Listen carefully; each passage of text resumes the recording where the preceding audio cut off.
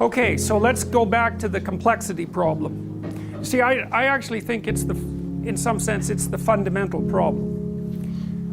When you read about the terror management theorist types, they think that death is the fundamental problem. And that's a good argument because it's definitely a fundamental problem, but I think it's a subset of the complexity problem. And the reason I think that is because sometimes people's lives become so complex that they'd rather be dead. So, and the reason they seek death through suicide is to make the complexity go away, because complexity causes suffering if it's uncontrolled.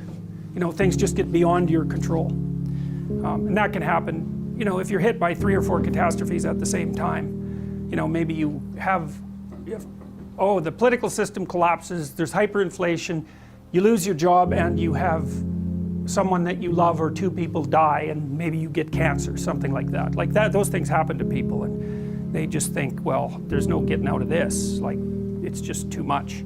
And you know, one of the things that's very interesting about being a psychologist is that what you learn if you're going to be a psychologist is that people come to you with mental illnesses, and that's almost never true.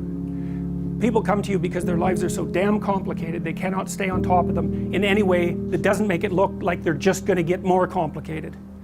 And so then that causes symptoms. You know, it's like there's this old idea, it's sort of a metaphor for genetic susceptibility.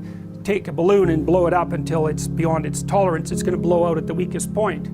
Well, that's sort of what a genetic susceptibility is. If I just keep adding complexity on top of you, at some point you'll blow out at your weakest point. You know, maybe you'll get physiologically ill, maybe you'll start drinking, maybe you'll develop an anxiety disorder, maybe you'll get OCD, maybe you'll get depressed, whatever. There'll be something about you that's the weakest point, and if I just push, that's where you'll blow out. So that's a mental illness, but those things almost never just happen. Sometimes, but not very often. Usually people have just been hammered like 2 or 3 different ways, and then they collapse in the direction of their biological weakness, and then maybe you put them back together, but it's almost always a complexity related phenomena rather than a mental illness related phenomena. Not always, but almost always.